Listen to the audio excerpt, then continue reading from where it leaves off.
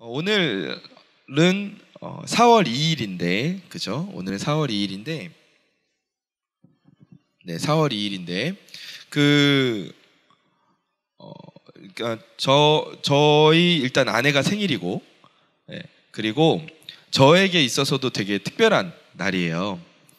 4월 2일이 어떤 날인지 혹시 아는 지체들은 아마 없을 거예요. 4월 2일이 채아 생일이기도 하죠. 그죠? 네, 채아가 또 오늘 생일이에요. 우리 박수 한번 쳐줍시다. 네. 와, 네. 그래. 이따가 집에 가서 맛있는 거 먹을 거예요?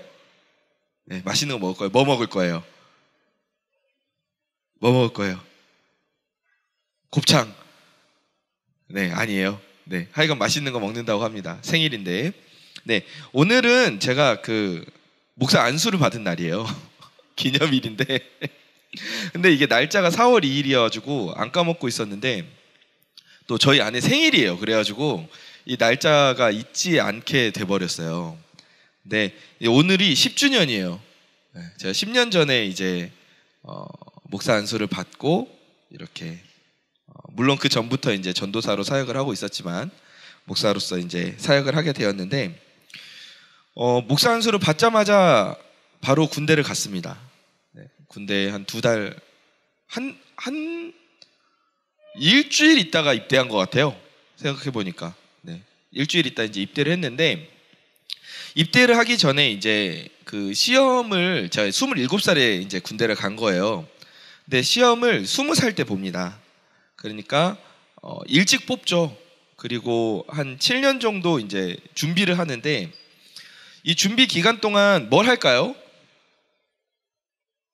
뭘 할까요? 일단 1년에 2번씩 수련회를 해요.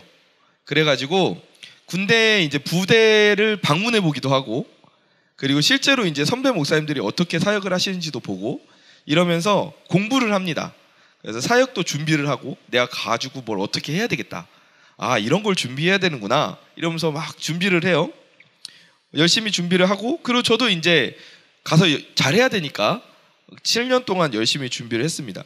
근데 7년 동안 열심히 준비를 해서 군대를 갔는데 첫 부대에 간 지 일주일 만에 그 7년간의 준비가 전혀 아무 의미가 없다는 것을 아무 의미까지는 아니지만 생각보다 이렇게 너무 많은 의미가 없어졌어요.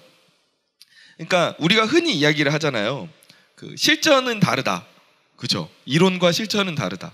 그러니까 되게 많이 열심히 준비를 했는데 실제로 그것이 실현하는 데에는 너무 많은 장애물과 변수가 있었던 거죠. 상황이 너무 달랐고. 그리고 7년간 준비를 했는데 저도 준비가 덜 돼 있는 거예요.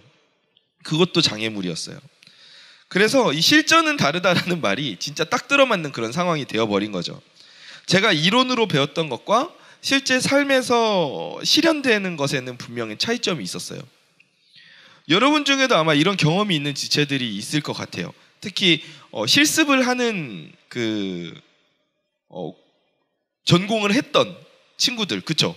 뭐 교직이라든지 아니면은 간호학과라든지 이런 실습이 있는 학과들은 내가 실습을 하고 나서 나중에 이제 취업을 해보면 이게 실습하고 너무 다른 거지. 내가 실습을 했던 상황과 실제로 내가 가서 근무를 하는 상황이 너무너무 다른 거예요.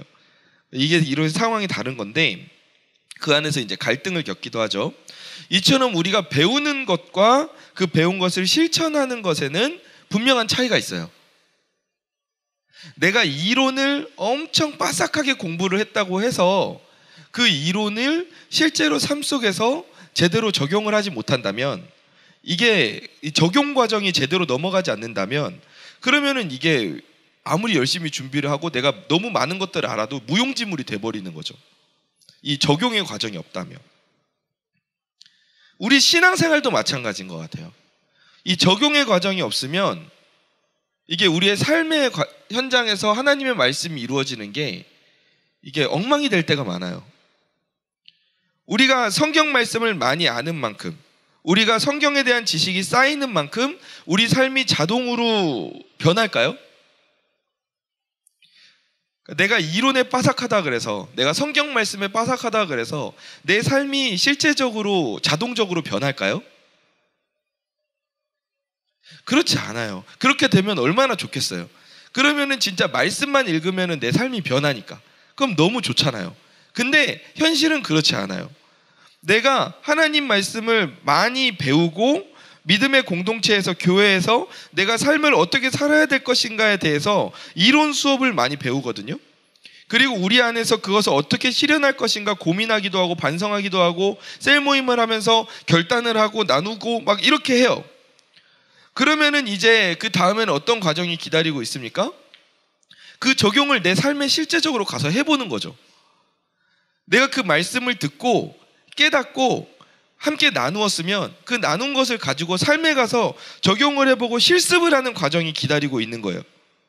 내가 배운 말씀, 내가 깨달은 말씀을 내 삶 속에서 실천하고 실현하는 것을 시작하는 거죠. 이 과정, 이 적용하는 이 과정이 없으면 이게 하나님의 말씀이 내 삶에 들어와도 그게 내 삶에 적용되는 것과는 이게 괴리감이 생겨버리는 거예요. 반드시 하나님의 말씀이 내 삶에 드러나도록 이 말씀을 삶 속으로 가지고 가서 적용하고 실천하는 과정이 반드시 필요한 거죠. 그러니까 우리 삶 속에서도 하나님의 말씀을 실습하는 실습 장소가 필요해요. 그렇지 않으면 내가 하나님의 말씀을 그냥 아는 수준에서 그쳐버린단 말이죠. 그래서 하나님께서는 우리 삶에 많은 실습 장소를 만들어 주셨는데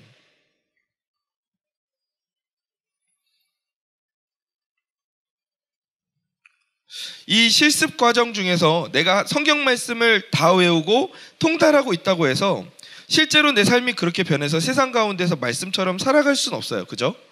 말씀이 실제 삶 속에서 영향을 미치기 시작하려면 우리의 결단이 필요한 거예요. 내 결단이 필요해요. 내가 아무리 성경을 많이 알아도, 내가 아무리 교회를 오래 다녔어도 내가 그 말씀을 삶 속에서 실천하고자 하는 의지와 결단이 없으면 거센 삶의 파도에 부딪혀도 넘어지지 않고 끝까지 버티겠다는 그 결단이 없으면, 하나님의 말씀을 따라가면서 승리하겠다는 그 굳은 마음이 없으면 우리 삶 속에서 하나님의 영향력이 나타나기는 어렵다는 거죠. 내 삶에서 하나님의 말씀을 실제로 실천하는 하나님 나라의 그 실습 과정이 그럼 실패가 되는 거예요. 그러니까 내가 이론을 들으면 하나님의 말씀을 지금 우리가 듣고 있잖아요. 우리 친구들이 듣잖아요. 그러면은 셀 모임에 가서 이 질문을 가지고 나누면서 내가 결단을 하잖아요. 구체적으로 실습을 할 때 내가 뭘 어떻게 해야 되겠다라는 것을 다짐을 하잖아요. 그럼 그거를 가지고 반드시 삶의 현장에 가서 이것을 실천을 해봐야 된다는 거죠. 그 말씀대로 실천해보고 내 결단대로 실천을 해보고, 그리고 나서 내 삶이 어떻게 바뀌는지, 하나님께서 내 삶 가운데 어떻게 역사하시는지를 우리가 목격을 해야 된다는 거지. 그 적용의 과정이 없으면 하나님의 말씀이 내 삶에 들어와도 이게 내 삶에서 영향력을 행사하기가 쉽지가 않아요. 그래서 하나님이 우리가 하나님의 말씀을 펼쳐갈 수 있는 여러 실습 장소를 만들어 주셨다 그랬어요. 물론 이제 그 장소들이 실습 장소만은 아니에요. 그러니까 내가 가가지고 여기는 실습 장소니까 뭐 실습하고 말아야지 이게 아니라, 그 기능만을 하는 것은 아니지만 하나님의 말씀을 내 삶에 실제로 적용하기에 최적의 장소들이 있다는 거지. 하나님께서 우리에게 허락하신 곳이 있어요. 그리고 그 하나님의 실습 장소 중 한 곳, 오늘 우리가 나눌 곳이 바로 어디냐 하면, 따라해 봅시다. 가정. 따라해 봅시다. 가정. 영어로는 패밀리예요. 패밀리. 하나님께서는 우리가 하나님께 배운 그 말씀을 삶 속에서 실천할 수 있는 실습 장소로 우리에게 가정을 허락해 주셨어요.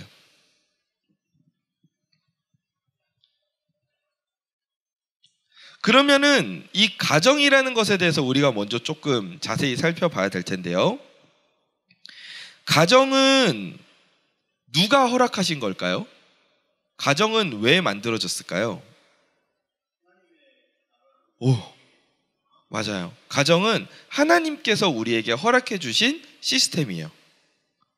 창세기를 쭉 보다 보면은 순서가 어떻게 돼요? 하나님께서 온 세상을 만드셨어요. 그리고 사람을 만드십니다. 처음에 아담을 만드셨어요. 그죠? 그리고 나서 아담이 혼자 있는 것이 보기가 안타까우셔서 아담의 갈비뼈로 하와를 만드셨어요. 그죠? 그러니까 남자의 몸에서 이제 여자가 나온 건데, 근데 이게 참 재밌지 않아요? 나중에 이제 우리 말씀에서 보면은 결혼을 뭐라고 표현해요? 남자가 그 부모를 떠나 두 사람이 한 몸을 이룬다 그러잖아요. 그러니까 남자의 몸에서 여자가 이렇게 나왔잖아. 갈비뼈가 나왔잖아. 그러니까 다시 둘이 한 몸이 된다는 거지. 너무 비유가 재밌지 않아요? 나만 재밌나? 나 하여간 재밌었어. 근데 어찌됐건 그래서 이제 너네가 너무 반응이 시원하지 않으니까 목사님이 다음에 무슨 말 하려고 했는지 까먹었잖아. 그러니까 가정은 이제 하원을 만드셨어. 그 둘이 이제 같이 살아야 된다. 이제 같이 서로 이제 부부의 관계로서 이제 행복하게 살아야 된다라고 하셨어. 그리고 둘이 부부가 이제 행복하게 살았단 말이야. 그런데 그 다음에 이제 아담과 하와가 사탄의 유혹에 넘어가서 타락을 하게 됐죠. 그러니까 이 타락 이후에 가정이라는 시스템이 생긴 게 아니에요. 순서를 보면은 가정이라는 이 시스템이 타락 이전에 먼저 하나님이 주어졌어요. 그러니까 이 가정은 하나님께서 우리에게 주신 체계예요. 하나님께서 인간에게 주신 체계예요. 하나님이 국회를 만들지 않으셨어요. 하나님이 법원을 만들지 않으셨어요. 하나님이 뭐 치안 체계나 소방 체계를 만들지 않으셨어요. 하지만 하나님이 만드신 인간의 사회 구조가 있는데 그것이 바로 가정이에요. 가족이에요. 이걸 하나님이 만들어 주신 거예요. 가정은 세상에서 인간의 필요에 따라서 만든 시스템이 아니에요. 가정은 하나님께서 창조 때부터 우리에게 허락해 주신 체계입니다. 실제로 하나님은 이 하나님이 주신 가정이라는 시스템을 굉장히 존중하셨다는 것을 우리가 알 수 있어요. 무엇을 통해서 알 수 있을까요?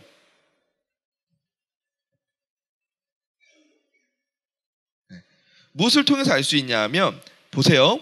하나님의 하나뿐이 없는 예수님을 이 땅에 보내실 때 하나님이 어떤 경로를 통해서 예수님을 보내셨어요?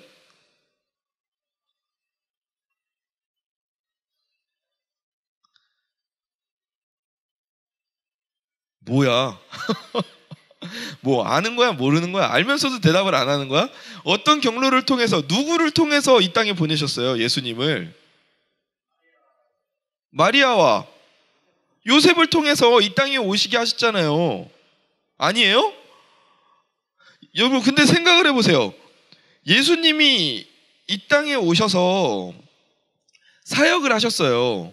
하나님의 말씀을 전하는 사역을 하셨는데, 그러려면은 우리나라도 여러 창조 신화들이 있잖아요.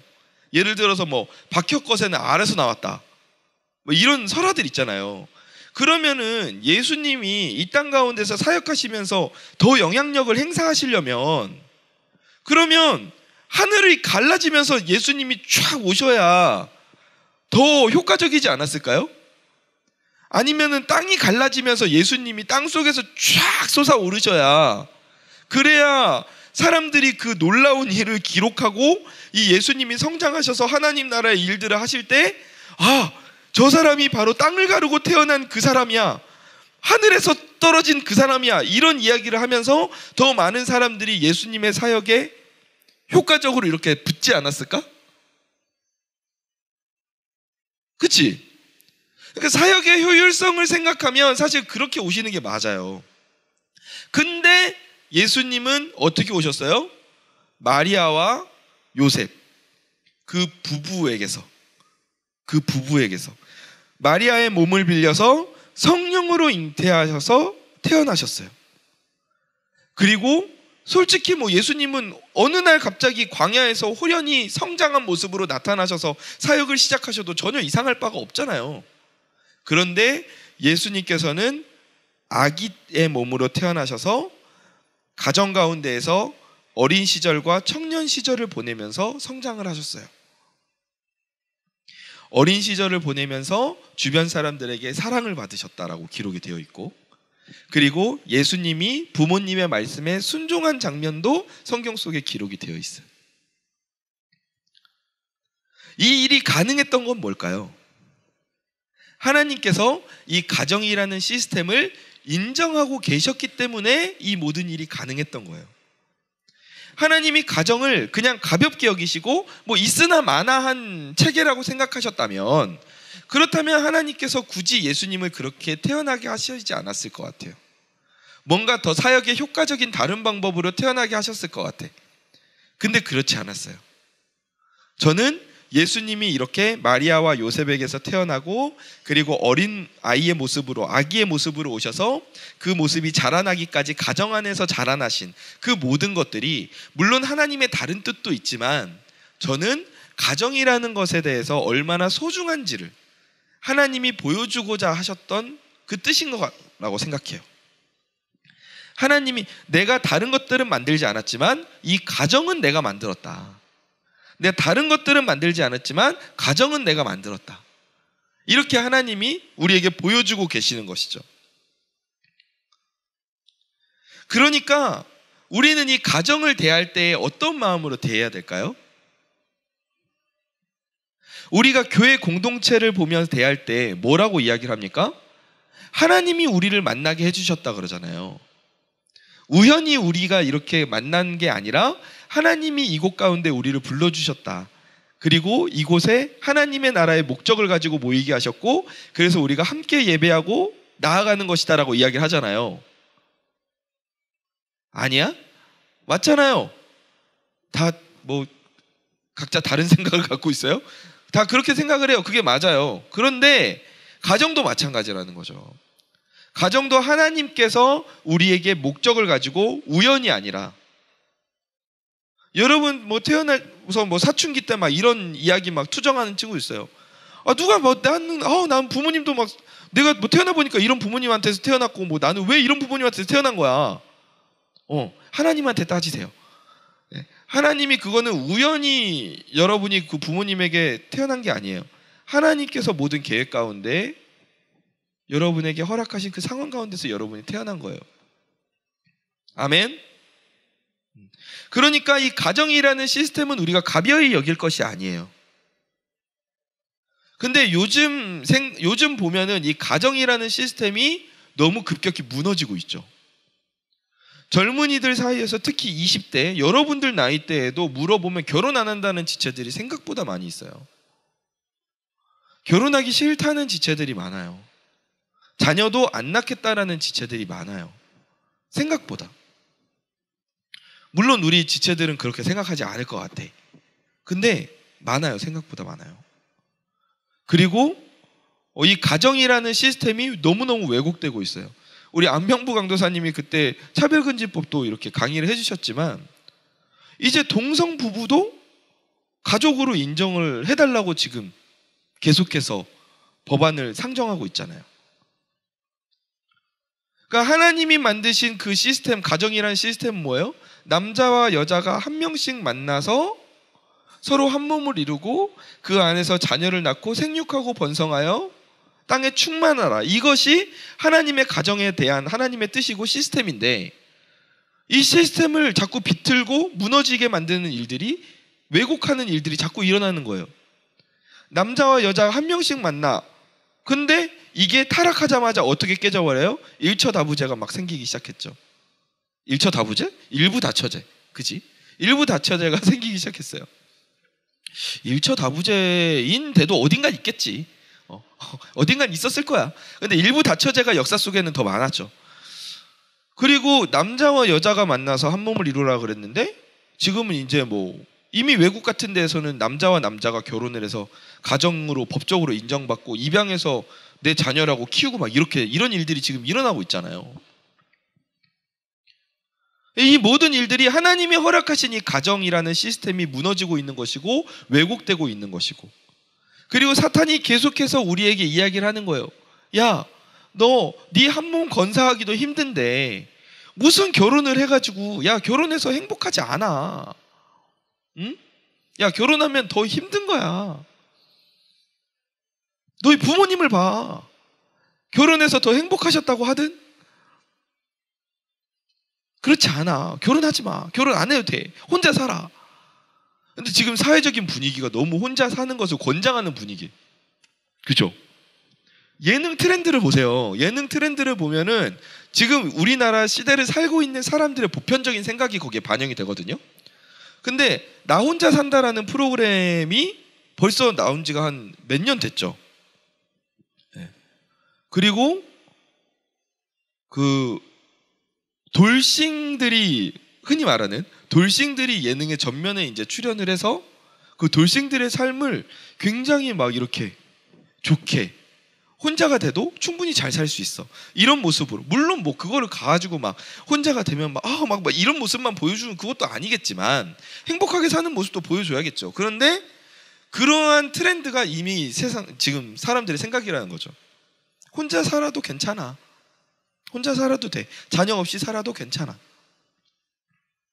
근데 이게 뭐예요? 다 하나님이 만들어주신 이 가정이라는 시스템이 무너지고 있는 상황이라는 거죠.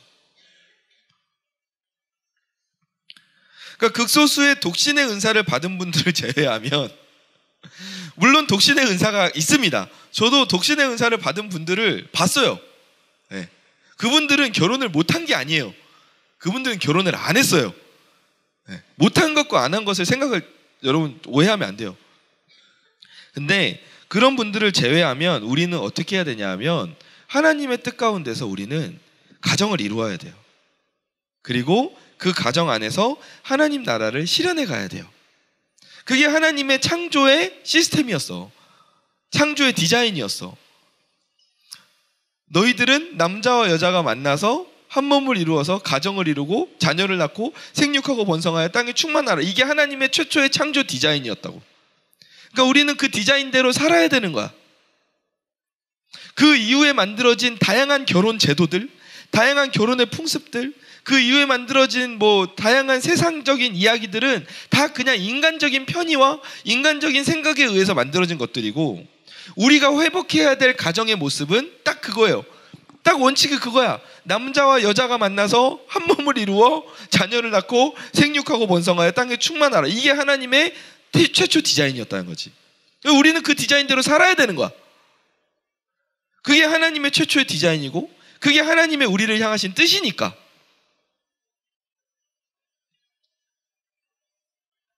아멘? 그러니까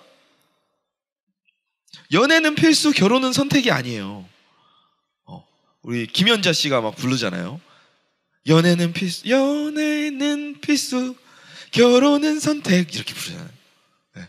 많은 사람들이 그 가사를 듣고 막 속이 시원했대. 근데 그게 아니라는 거지. 여러 가지 이유로 사회적인 분위기 때문에 이 비혼이라는 분위기가 확산되어 가고 있는데, 이거는 하나님이 주신 시스템을 포기하는 거예요. 우리는 사회 현상에 의해서 영향을 받는 게 아니라 이 사회를 하나님의 말씀으로 변혁시켜 나아가야 할 사람들인 줄 믿습니다. 믿습니다. 아멘. 자, 다시 말씀으로 돌아와서, 이렇게 가정은 하나님께서 우리에게 태초부터 허락하신 시스템이고 동시에 하나님의 말씀을 삶 속에서 실습할 수 있는 가장 좋은 장소예요. 가정은 하나님의 말씀을 체험하고 연습하는 자리예요.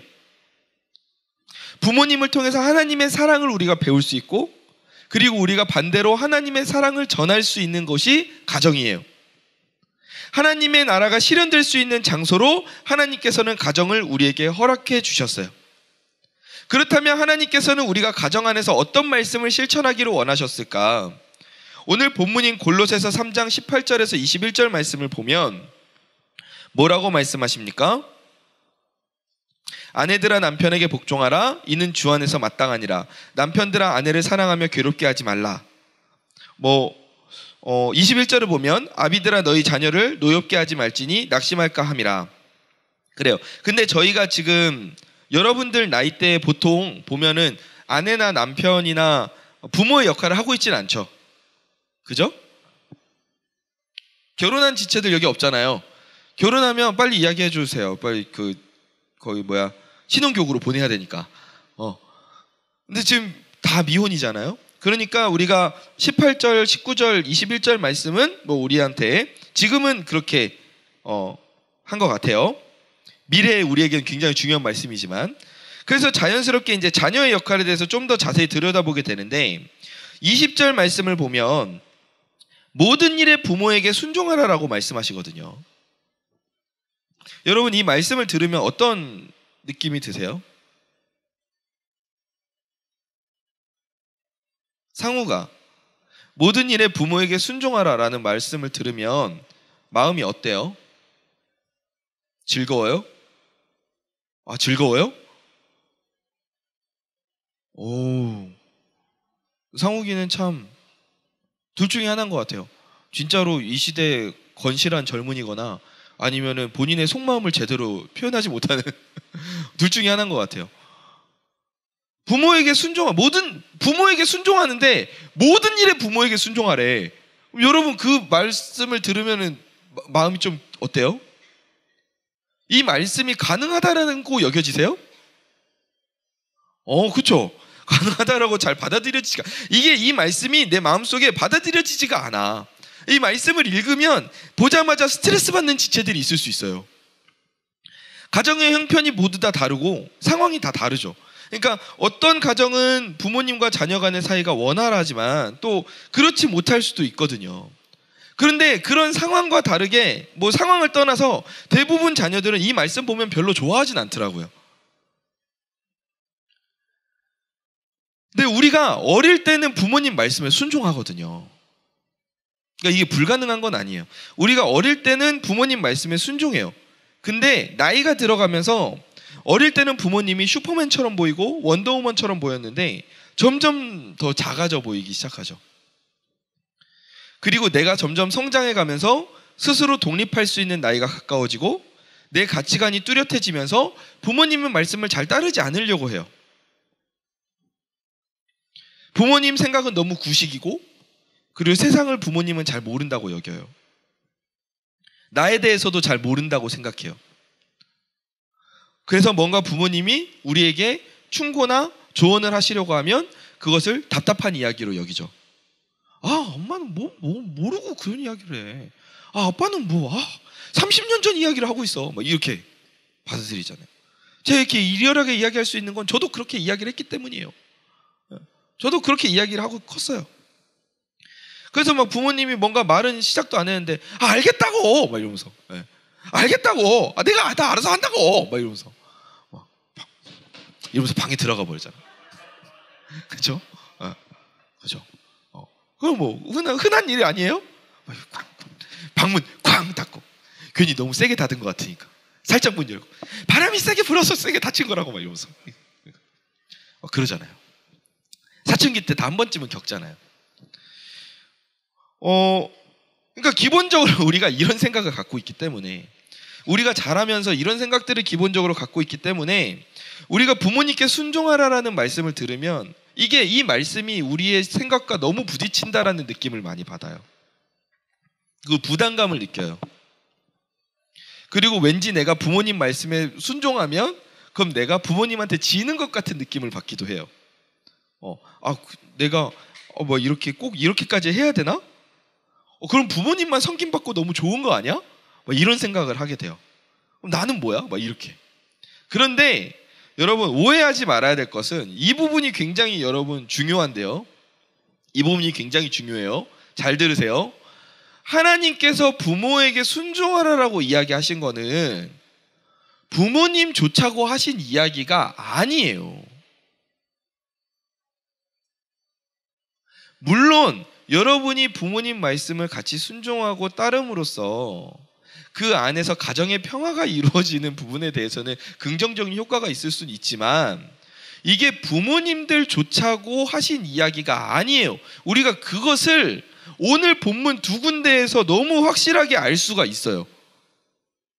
보세요. 오늘 본문을 한번 봅시다.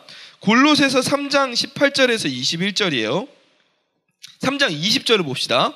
뭐라고 되어 있어요? 자녀들아 모든 일에 부모에게 순종하라. 그리고 나서 뒤에서 뭐예요? 이는 주 안에서 기쁘게 하는 것이니라라고 되어 있어요. 이것은 하나님 안에서 기쁘게 하는 행동이라는 거예요. 하나님이 기뻐하시는 행동이라는 거예요. 우리가 부모님께 순종하면 그게 부모님만 좋고 끝나는 게 아니라 하나님도 그 모습을 보면서 기뻐하신다고 말씀하시는 거예요.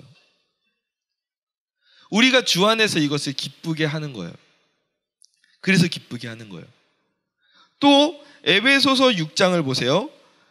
에베소서 6장을 보면 6장 1절부터 보면 자녀들아 주 안에서 너희 부모에게 순종하라. 내 아버지와 어머니를 공경하라. 이것은 약속이 있는 첫 계명이니 그 다음에 뭐예요? 이로써 네가 잘되고 땅에서 장수하리라 라고 되어 있어요.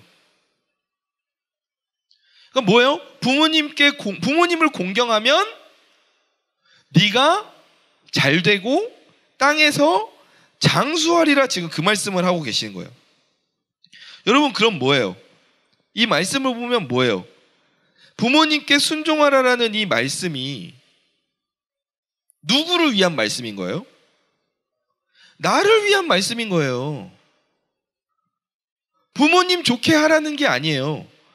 너희가 부모님을 공경하고 너희가 부모님께 순종하면 그러면 네가 잘되고 땅에서 장수할 것이다. 그게 주 안에서 기쁘게 하는 일이다. 출애굽기 20장 12절 말씀을 보면 내 부모를 공경하라 이게 10계명 중에 하나잖아요. 그죠?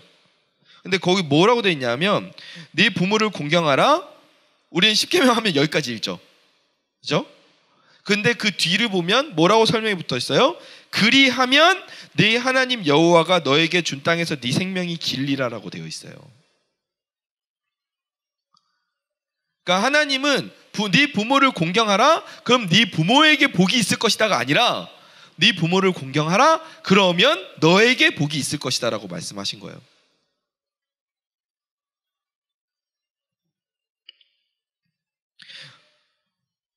여기서 사용된 공경이라는 단어는 히브리어로 카바드라는 단어인데 무겁다라는 뜻이거든요.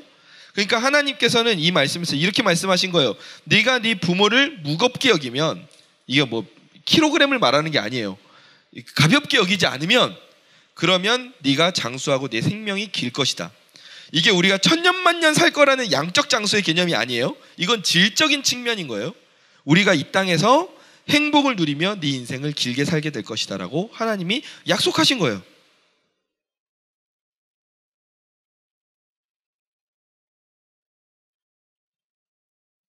이것이 우리에게 주신 하나님의 약속이에요.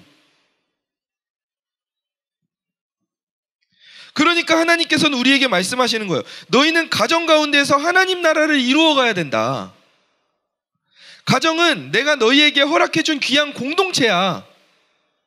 그냥 우연히 너희에게 생긴 게 아니야. 그 가운데에서 너희는 태어나고 자라나고 양육받고 성장하게 되는 거야.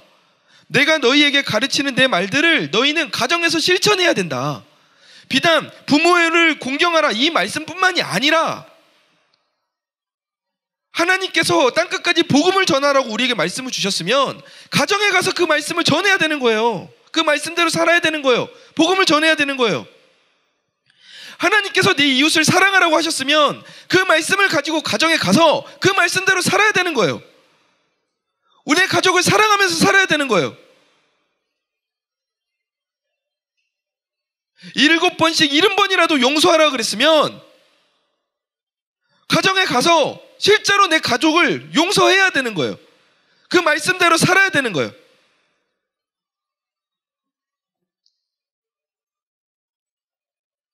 가정 안에서 하나님의 말씀을 실천하는 너희들은 하나님 나라의 복을 받게 될 거야 라고 하나님이 약속하시는 거예요. 우리가 가정 안에서 실천해야 될 말씀이 네 부모를 공경하라 그 말씀만이 아니에요. 하나님이 우리 아까 전에 뭐라 그랬어요? 가정은 우리가 하나님의 말씀을 실습할 수 있는 장소라 그랬어요. 내가 하나님께 배운 이론적인 그 말씀들을 내가 실제로 가정에 가서 실천함으로 실제로 적용함으로 그 삶이 어떻게 변하는지를 내가 내 눈으로 목격할 수 있는 장소가 가정이라고요. 진짜 내가 하나님 말씀대로 살았더니 우리 가정이 이렇게 됐네?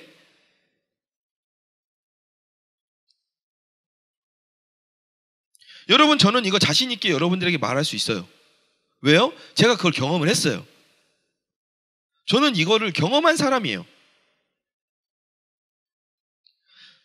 제가 뭐 수련회 때나 지난번에 한번 이렇게 나눈 것 같아요. 자세하게 이야기를 나누기는 어렵지만 간략하게 이야기하면 저는 자라나면서 아버지와의 관계가 그렇게 가깝지 않았어요. 20대 중후반까지도 가깝지 않았어요. 중반까지만 해도. 그러니까 제가 사역하고 있을 당시에도, 신학교를 다니고 있을 당시에도 아버지와 사이가 그렇게 막 친밀하지 않았어요. 저는 아버지가 저에 대해서 너무 모른다고 생각했어요. 그리고 아버지가 저에게 하는 말들을 저는 그렇게 막 귀담아 듣지 않았어요. 뭘 모르고 하시는 말씀이라고 생각했어요. 너무 답답하게 말한다고 생각했어요. 억지로 말한다고 막 그렇게 생각을 했어요. 근데 그렇게 관계가 틀어진 채로 계속해서 이렇게 지내다가 제가 하나님의 말씀으로 아버지를 바라보기 시작한 시점이 있었어요. 그러니까 저는 아빠랑 같이 있으면 너무 불편했어요. 아버지랑 같이 있으면 너무 불편했어요. 심지어 어떨 때는 저는 참 이건 부끄러운 고백인데 아버지와 말다툼을 한다는 게 사실 이게 말이 좀 약간 개념이 안 맞는 말이기는 해요. 부모님하고 말다툼을 했다? 이거보다는 제가 일방적으로 삐졌다 합시다. 자, 간집에서 살면서 2달 동안 말을 안 한 적도 있었어요. 근데 말을 안 하고 지내니까 오히려 더 편한 거야. 그건 너무 이상한 거 아니에요? 너무 심각한 상황 아니에요? 그런 상황이었단 말이에요. 같이 있으면 너무 불편해. 그런데 제가 아버지의 삶을 하나님의 말씀으로 어느 순간에 바라보게 되더라고요. 그러니까 아버지의 삶이 보이기 시작하는 거예요. 느껴지기 시작하는 거예요. 저는 그게 제가 나이가 들어서 철이 들어서 이해하게 됐다라고 생각하지 않아요. 나이가 들어도 부모님을 이해할 수 없는 때도 많아요. 30대, 40대, 50대가 돼도 부모님과의 해결되지 않는 관계 때문에 힘들어하는 사람들이 너무 많아요.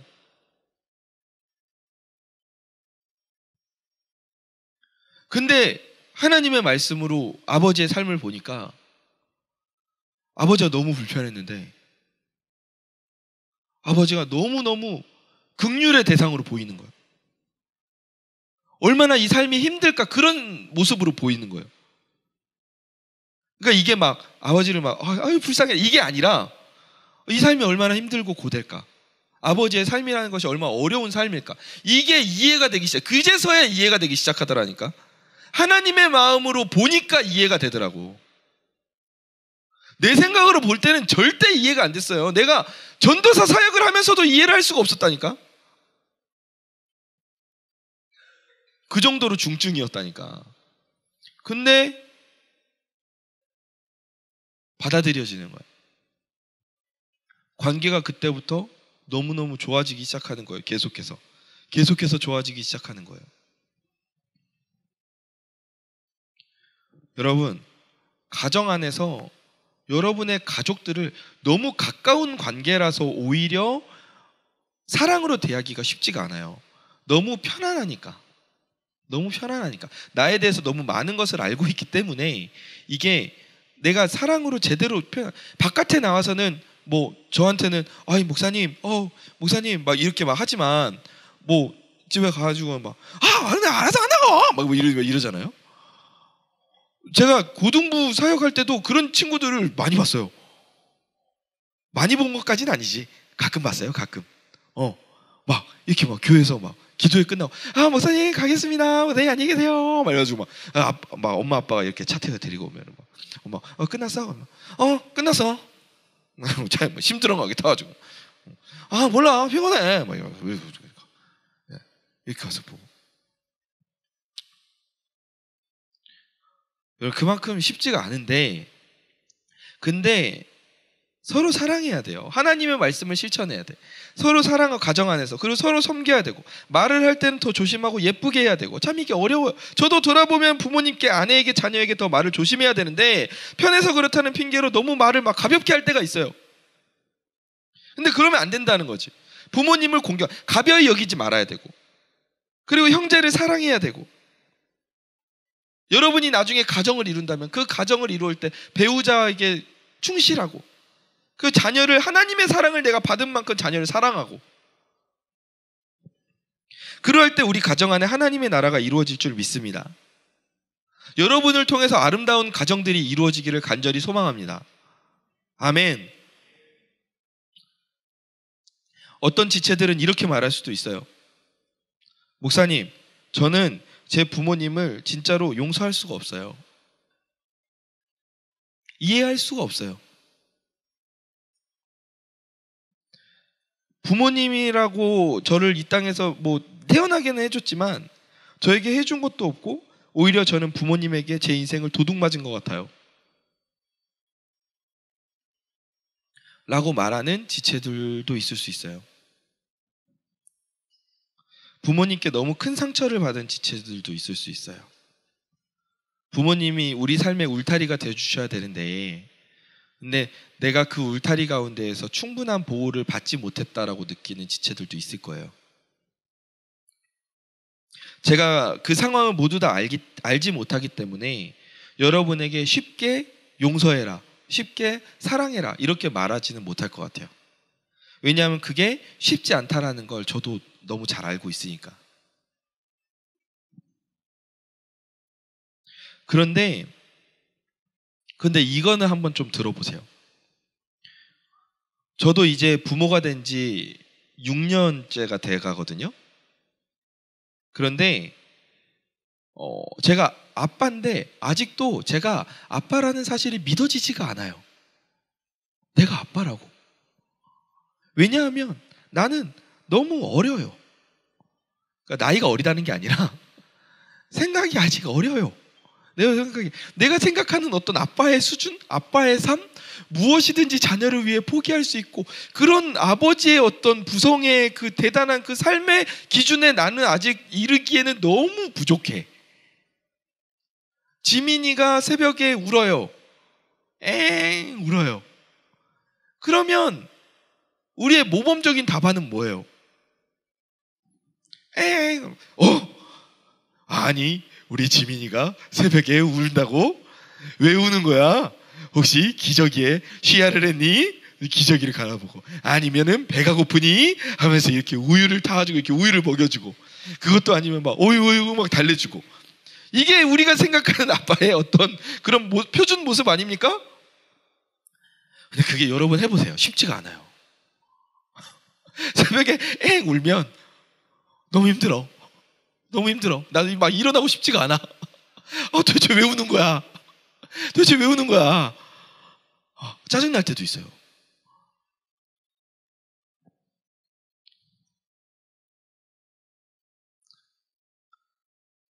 제가 지금 저를 봐도 너무 철이 없을 때가 많거든요. 철딱서니가 없어. 막 대민이한테도 막 장난치고 막 괜히 가가지고 엉덩이 발로 퉁 막 차고 그럼 막 대민이가 열받잖아요. 그럼 막 저한테 덤벼요. 막 아빠 왜 막 자기 엉덩이 찼냐고 막 이러면서 막 와요. 그러면 막 대민이 놀리고 막 이러고 도망가고 대민이 울리고 막 그래요. 철이 없어 철이. 근데 그러고 나서 부모에게 돌아오는 시간이 뭐냐 하면 후회의 시간이에요. 참회의 기도 시간이 찾아와요. 반드시 찾아와요. 내가 새벽에 이렇게 막 짜증내서 뭐 왜 이렇게 우는 거야. 그래가지고 막 조병해가지고 아유 먹어 막 이러면서 막 먹여. 그러고 나서 한창 먹이다 보면은 참회의 기도 시간이 찾아와. 아유 내가 이 애기 대고 뭐 하는 거야 지금 내가 이렇게 짜증을 내고 아유 뭐 이런 시간이 반드시 와요. 그 대민이 이렇게 자는 모습 보면은 아유 내가 대민이가 아까 전에 놀아달라고 할 때 저희 가서 혼자 놀아 그러지 말고 좀만 놀아줄 걸. 자전거 타고 싶다 그럴 때 가지고 좀 밖에 나가서 자전거 좀 같이 좀 타줄 걸. 괜히 막 이렇게 뭐 다른 거 한다고 책 본다고 뭐 설교 준비한다고 나가지도 못하고 아유 내가 한 10분이라도 나가줄 걸. 이런 생각을 후회한단 말이야. 그 반복이야. 여러분도 나중에 부모가 돼보세요. 똑같아. 이 후회의 시간이 굉장히 많이 찾아와요. 그러니까 내가 부모로서 너무 부족하고다 느끼고 또 잘해보겠다고 결심하는데 그게 잘 안 돼. 왜냐하면 나도 부족한 인간이니까. 잘 안 돼. 부모로서 나도 부모의 역할을 제대로 해주기가 너무 힘들어. 잘 안 돼. 근데 이게 저는 모든 부모님들의 마음이라고 생각해요. 더 잘해주고 싶고 더 사랑하고 싶은데 이게 부족한 인간이기도 하고 삶에 치이니까 그렇게 충분히 해주질 못하는 거예요. 너무 안타까운 일이에요. 그러니까 이거는. 그리고 시간이 지나고 나서 보니까 후회하는 거야. 아, 그때 내가 어릴 때 내 자녀랑 조금 더 시간을 보낼 걸. 후회하는 거야. 근데 그때는 이미 자녀들이 나로 인해서 상처받았고 이미 늦은 것처럼 느껴지는 거야. 그러니까 미안한 마음만 남는 거야. 근데 또 미안한 마음을 또 미안하다고 말도 잘 못해요. 부모님들은. 그러니까 여러분, 만약에 부모님께 상처를 받은 지체들이 있다면 제가 어떻게 그 삶을 제 마음대로 판단할 수가 있겠어요? 뭐 제가 괜찮아 쉽게 이렇게 말을 할 수는 없어요. 그런데 제가 분명하게 말할 수 있는 건 뭐냐면요, 하나님께서 우리에게 약속하신 게 있어요. 너희가 부모를 공경할 때 너희 인생에도 복이 임할 것이다 라고 말씀을 하셨어요.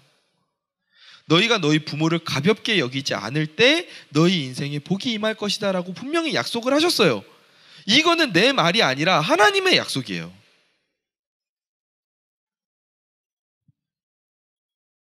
여러분이 하나님을 믿는다면 생각을 해보세요. 내가 부모님께 상처를 받았다고 나도 똑같이 부모님께 상처로 돌려주겠다는 생각은 그게 하나님의 마음일까요? 내가 형제들에게 상처를 받았다고 똑같이 형제들에게 상처를 입히고 복수를 하겠다라는 생각은 하나님의 뜻일까요? 가정 안에서 하나님은 그러한 일들이 일어나기를 원하셨을까요? 그래서 하나님이 가정을 우리에게 디자인하셨을까요? 그렇지 않아요. 그렇지 않아요.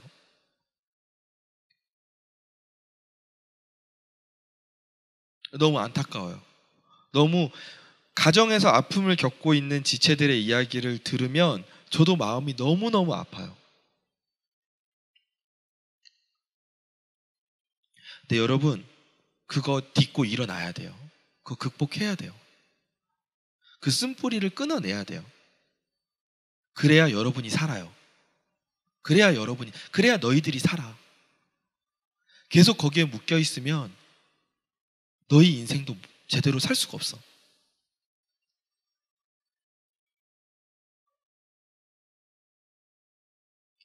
그리고 여러분이 그걸 극복해야 되는 이유가 뭐냐 하면 이 가정의 아픔이 대물림 되는 경우들이 많아요. 그러니까 부모님께 상처받은 친구들이 흔히 이런 생각을 많이 해요. 자라면서 나는 절대 나중에 자녀를 낳아서 이런 내가 겪은 아픔을 겪지 않게 할 거야 라고 결심을 해요.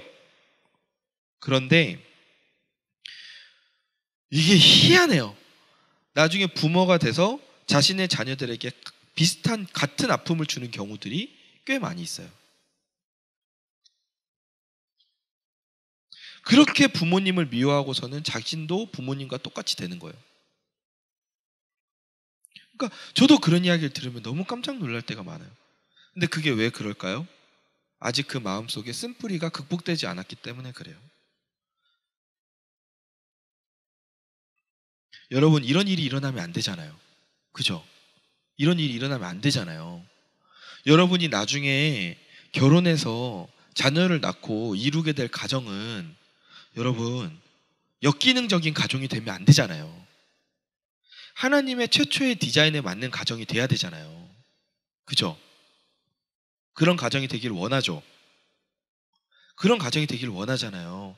그러려면 지금 내가 이 가정 안에서, 내가 지금 속한 가정 안에서 자녀로서, 형제 자매로서 하나님의 말씀을 그 안에서 계속해서 실천하는 노력을 계속해야 돼요. 내가 속한 가정에서 하나님의 말씀대로 사는 연습을 계속해야 돼요. 그러함을 통해서 내가 가지고 있는 이 가정에 사람의 연약함으로 인하여서 서로에게 주고받은 상처들을 극복할 수가 있고, 그리고 내가 후에 가정을 이루었을 때 그 상처를 그대로 가지고 가지 않을 수가 있어요. 거기서 끊어낼 수가 있는 거예요.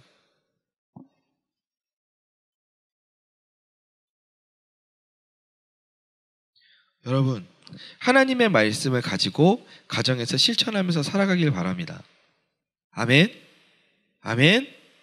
전도하라는 말씀을 들었으면 가정 안에서 전도하세요.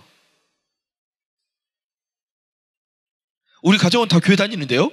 그럼 더 잘 신앙생활을 더 잘할 수 있게끔 서로 응원하세요. 서로 사랑하라는 말씀을 들었으면 가정에 가서 서로 사랑하세요. 서로 용서하라는 말씀을 들었으면 가정에 가서 서로 용서하세요.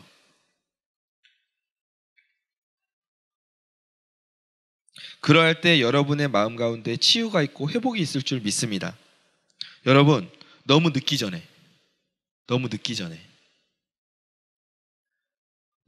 전에 오늘부터 하나님의 이 말씀을 가정 가운데서 실천하는 저와 여러분이 되길 주님의 이름으로 간절히 축원합니다.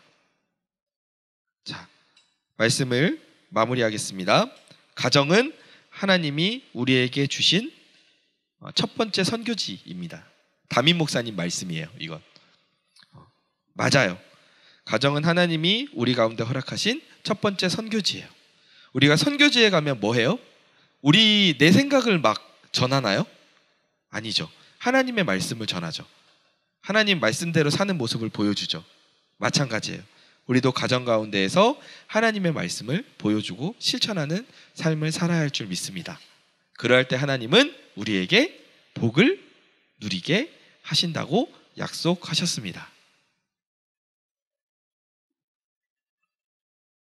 우리 양옆에 있는 지체들에게 마지막으로 인사합시다.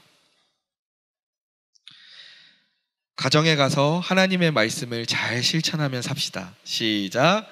가정에 가서 하나님 말씀 잘 실천하면서 삽시다. 아멘.